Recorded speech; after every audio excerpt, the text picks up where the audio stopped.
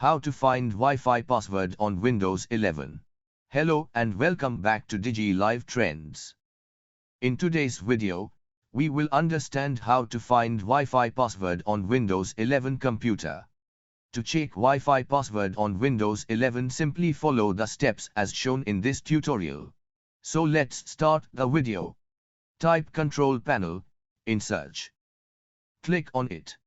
Now in Control Panel, click on Network and Sharing Center. So this is our Wi-Fi network. Next to Connections, click on your Wi-Fi network name, so you have to click on it. A new window Wi-Fi status will appear. Click on Wireless Properties.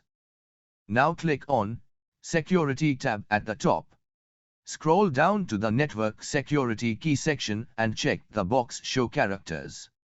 Your Wi-Fi network password is displayed in the Network Security Key field. So that's how you can find your Wi-Fi network password in Windows 11. So guys, if you enjoyed this video, please hit like and subscribe to our channel. Thank you for watching.